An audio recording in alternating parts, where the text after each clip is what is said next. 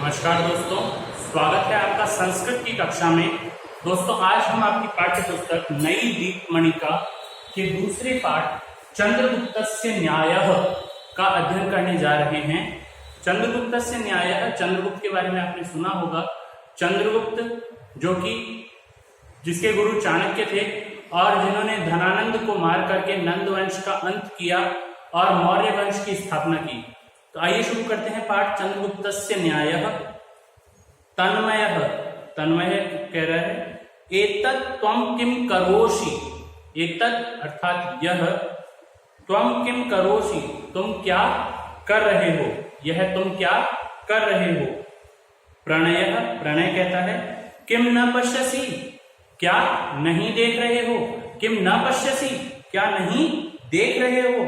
अहम चित्रम रचयामि, अहम अर्थात मैं, चित्रम रचयामि चित्र बना रहा हूं या चित्र की रचना कर रहा हूं।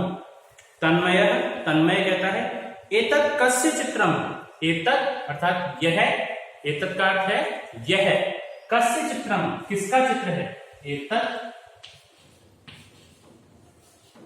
अर्थात यह,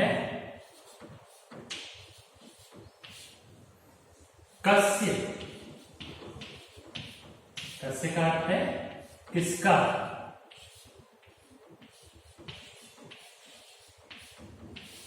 एतत् कस्य चित्रम यह किसका चित्र है।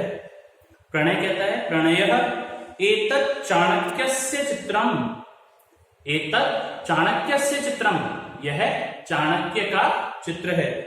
किम त्वं जानासि चाणक्यः क आसीत्, किम त्वं जानासि, किम अर्थात क्या, त्वं जानासि तुम जानते हो, चाणक्यः कः आसीत् चाणक्य कौन था, आसीत का अर्थ है था।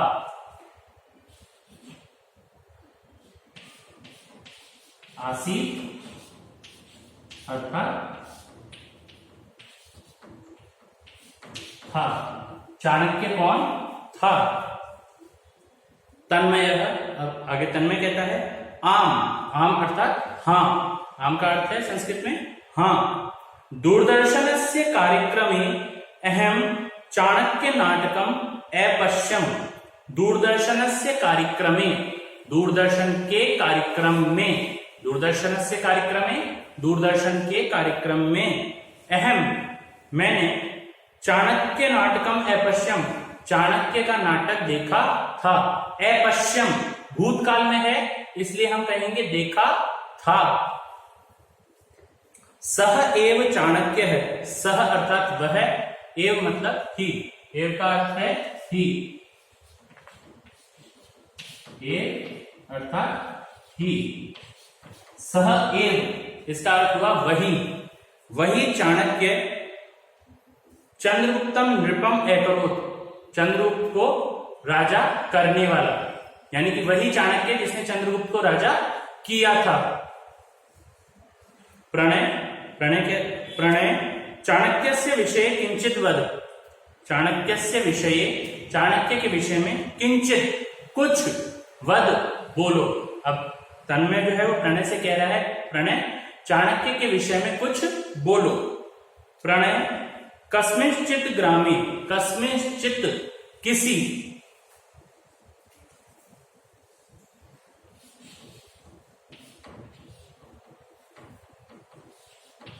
कस्मिन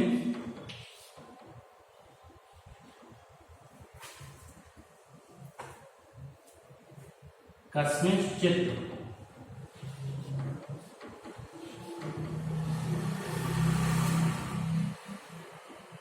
अर्थात किसी,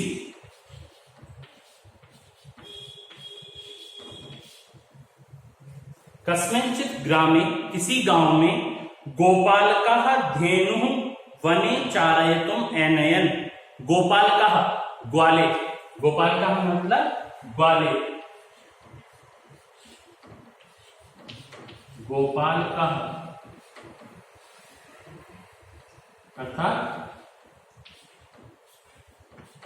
ग्वाले जो कि गाय चराते हैं, गाय पालते हैं, उनके लिए कह रहे हैं। गोपालकः धेनु, धेनु अर्थात गायें, वने चारयितुम् वन में चराने के लिए, अनयन ले गए। किसी गांव में ग्वाले वन में गायें चराने के लिए ले जाते हैं। तदा ते बालः, तदा ते बालः, तब, तदा अर्थात तब, तदा का अर्थ है तब, ते बालः वे बालक, राजा राजा इति क्रीडितुम, राजा राजा ऐसा खेल खेलने लगते हैं। आरभन क्रीडितुम, आरभन खेलना प्रारंभ करते हैं। तदा ते बालः राजा राजा इति क्रीडितुम आरभन, तब वे बालक राजा राजा इस प्रकार का खेल खेलना प्रारंभ करते हैं। एकः नृपः अभवत्, एक राजा होता है। द्वितीय है अमात्यः, अमात्य अर्थात मंत्री। दूसरा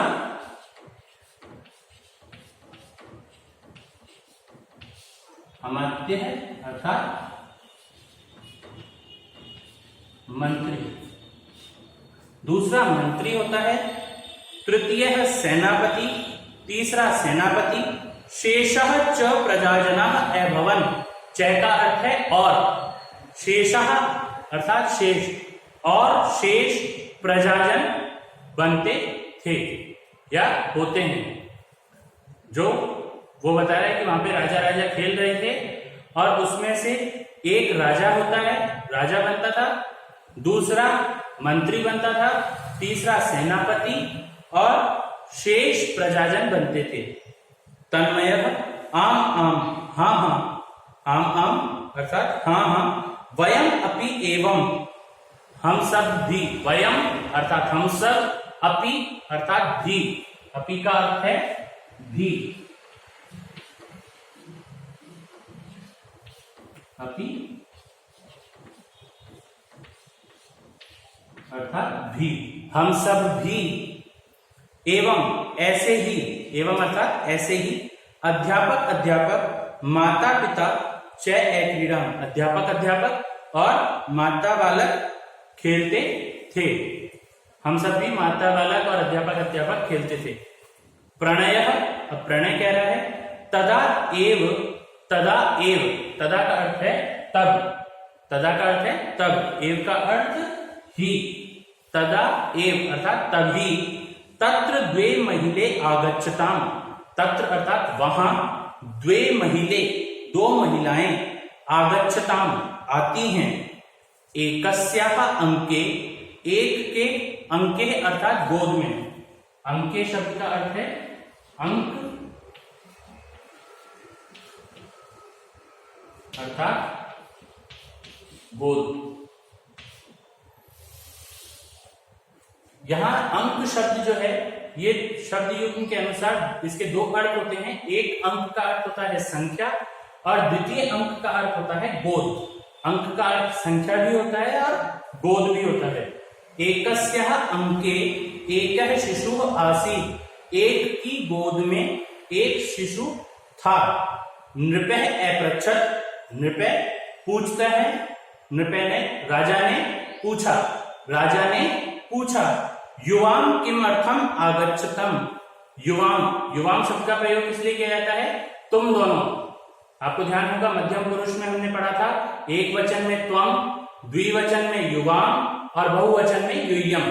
त्वम का अर्थ है तुम, युवाम का अर्थ है तुम दोनों और युयम का अर्थ है तुम सब। तो यहां पे शब्द प्रयोग किया गया है युवाम। युवाम किमर्थम आगच्छतम, किमर्थम का अर्थ है किस लिए, किम अर्थम अर्थात किस लिए।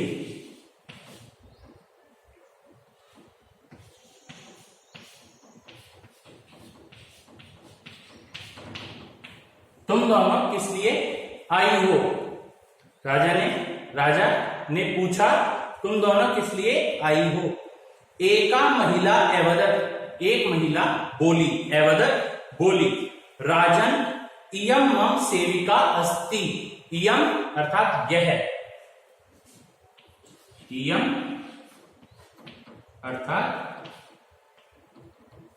यह।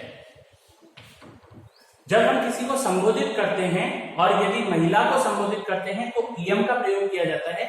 पुरुष को संबोधित करते समय अयम का प्रयोग किया जाता है और नपुंसकलिंग वस्तु को प्रयोग करते हुए संबोधित करते हुए इदम का प्रयोग किया जाता है। स्त्रीलिंग में संबोधित करते हुए इयम का प्रयोग किया जाता है कि यह के लिए इयम का प्रयोग होता है। पुल्लिंग में अयम का प्रयोग होता है और इस नपुंसकलिंग शब्द के लिए इदम का प्रयोग किया जाता है। इयम मम सेविका अस्ति, मम का अर्थ है मेरी, इयम अर्थात यह, मम अर्थात मेरी, सेविका है, अस्ति का अर्थ है। अधुना एषा मम शिशु स्व शिशु कथयति, अधुना, अधुना अर्थ है अब, अधुना अर्थात अब, एषा, एषा यह, एषा यह, मम शिशु मेरे शिशु को, स्वः शिशु कथयति अपना शिशु अर्थात पुत्र, कथयति कह रही है। अब अधुना एषा मम शिशु स्वः शिशु कथयति, अब यह मेरे पुत्र को अपना पुत्र कह रही है, अब यह मेरे पुत्र को अपना पुत्र कह रही है। दया निधानम, दयाम कुरु, न्यायम कुरु, दया निधान हे कृपा निधान, हे दया करने वाले, दया करो, न्याय करो। अब वो उनसे प्रार्थना करती है कि महिला कि आप दया कीजिए और न्याय कीजिए। तन्मय, तन्मय कहता है अहो, तदा किम अभवत्, तब क्या हुआ। तन्मय आश्चर्य के साथ कहता है कि इस प्रकार हुआ, तब किम अभवत् क्या हुआ। प्रणय, प्रणय कहता है तदा नृपः ते महिले ध्यानेन अपश्यत्, तदा नृपः तब राजा, ते महिले उन महिलाओं को, ध्यानेन अपश्यत् अवदत् च ध्यान से देखता है, देखा और बोला। तब राजा ने उन महिलाओं को ध्यान से देखा और बोला। तदा का अर्थ है तब, नृपः राजा ने, ते महिले उन महिलाओं को, ध्यानेन अपश्यत् ध्यान से देखा, अवदत् च और बोला। शिशोः द्वे खंडे कृत्वा, शिशोः द्वे खंडे कृत्वा, कृत्वा का अर्थ है करके, कृत्वा अर्थात करके।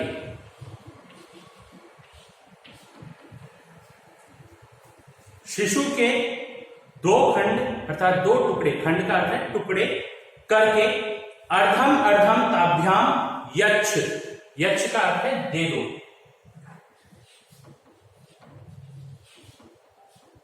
यच्छ अर्थात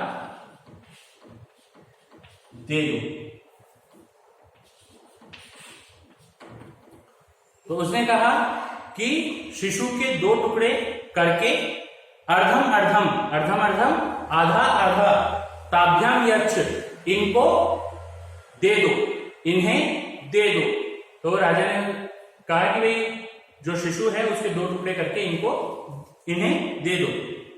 इस प्रकार से वहां पे राजा ने न्याय करा और वहां पे आपने जाना कि दो महिलाएं आई थी। तो दोस्तों आज के लिए इतना ही। अगले भाग में हम शेष पाठ का अध्ययन करेंगे। गृह कार्य के रूप में आपका गृह कार्य है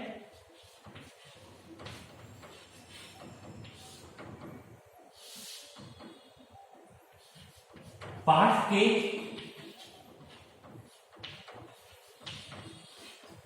पठित भाग का